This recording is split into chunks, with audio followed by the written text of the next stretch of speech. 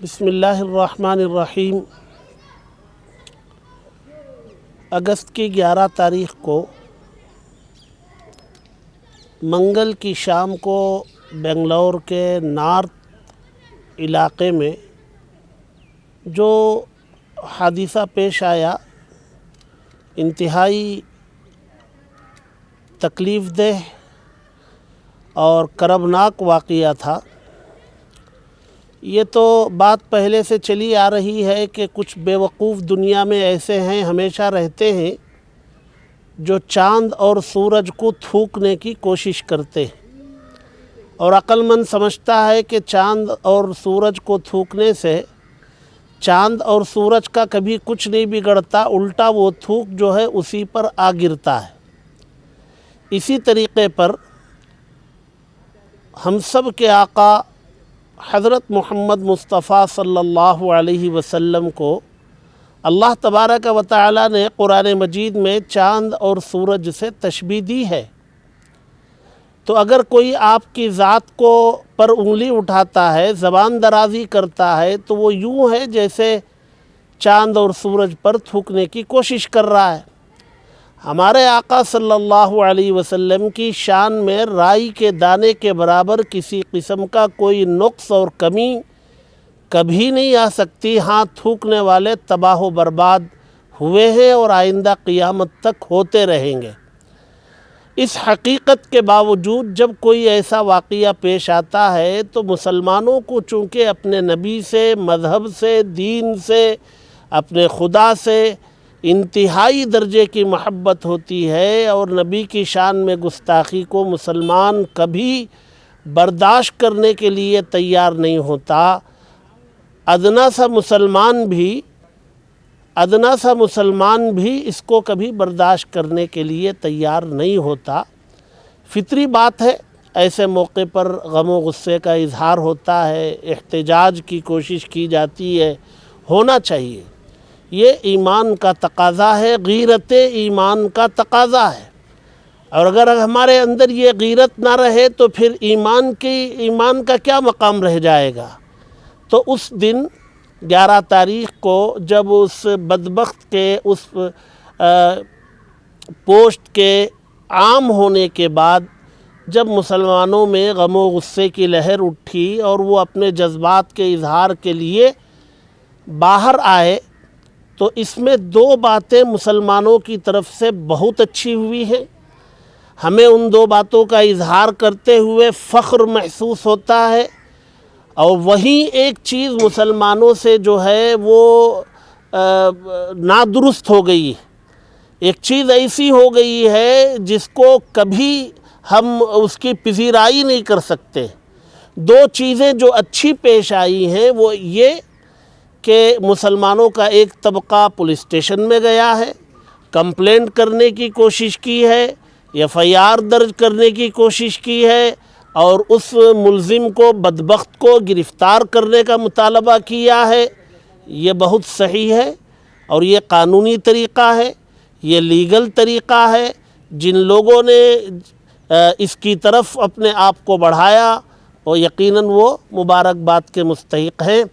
یہ اور بات ہے کہ پولیس کی طرف سے یہ بات سامنے آ رہی ہے کہ انہوں نے اس کو سنجیدگی سے نہیں لیا، اور فوراً حرکت میں آنے کی بجائے تھوڑی سی غفلت اور چوک ان سے یہاں ہوئی ہے۔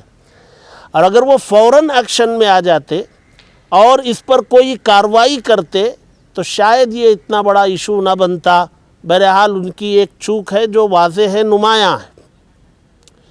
مسلمانوں کی طرف سے ایک دوسری اچھی چیز جو پیش آئی وہ یہ کہ جب کارروائی میں تاخیر ہوئی اور بہت بڑی بھیڑ اکٹھا ہونے لگی، تو یہاں ہمیں یہ سمجھنے کی ضرورت ہے، ہماری بھیڑ جب بہت زیادہ اکٹھا ہوتی ہے تو اس میں کچھ دوسرے لوگ بھی جو ہے آ کر کے جڑ جائیں تو ہمیں تمیز کرنا مشکل ہو جاتا ہے کہ اپنے کون ہیں، غیر کون ہیں، کون کس نیت سے آیا ہے، یہ پتہ چلانا مشکل ہوتا ہے۔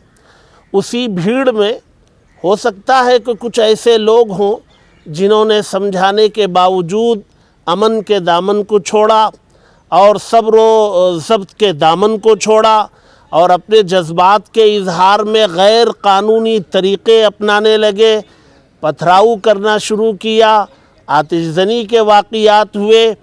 یہ انتہائی غلط قدم ہے مسلمانوں کا۔ قانون اپنے ہاتھ میں لینے کا کیا مطلب ہے؟ جی، گستاخ رسول کی سزا کیا ہے وہ الگ ہے، لیکن اس سزا کا نفاذ کہاں ہوگا؟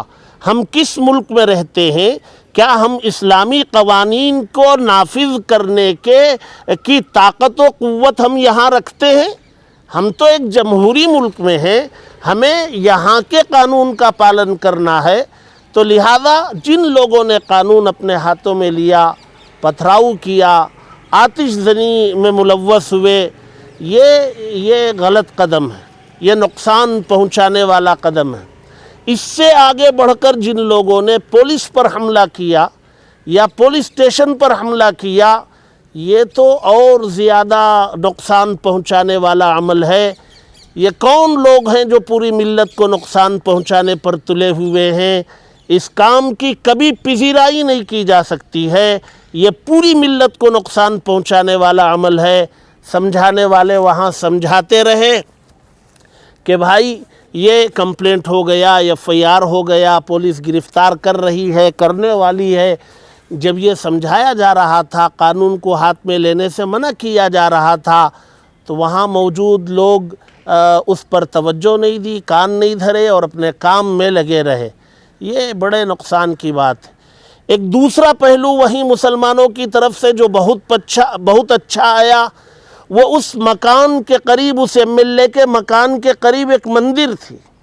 اس مندر کی حفاظت کے لیے مسلم نوجوانوں نے گھیراؤ کر لیا اور کہا کہ مندر کو نقصان پہنچانے کے لیے کوئی آئے تو وہ ہماری لاشوں پر سے گزرنا ہوگا۔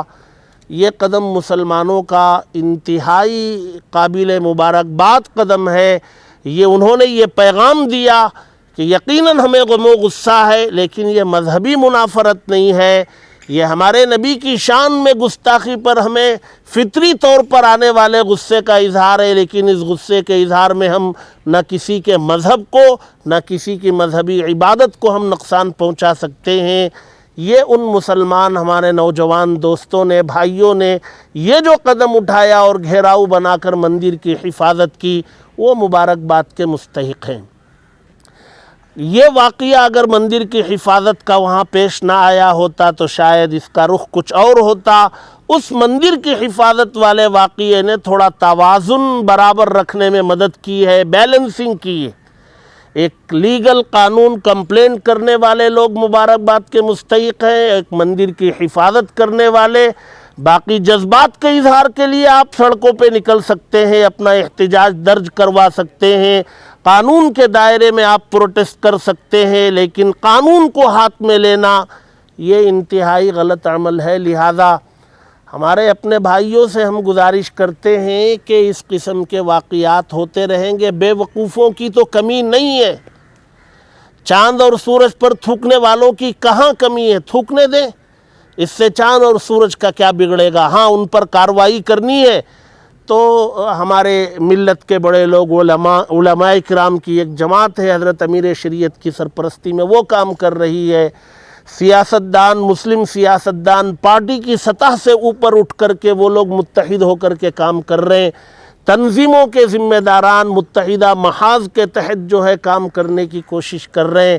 ہم اپنے بھائیوں سے گزارش کرتے اپنے ان تینوں پلیٹ فارموں کے اکابرین کی قدر کریں، ان کے فیصلوں کا اکرام کریں، ان کی فرما برداری کریں اور ان کے حکموں کے تابع داری میں اپنے آپ کو لے آئیں، تاکہ اس ملک میں چلنے والے حالات کے درمیان ہم اپنی ملت کو بچا کر کیسے لے کے چلیں، اس پر ہمیں سوچنے اور غور کرنے کی ضرورت ہے۔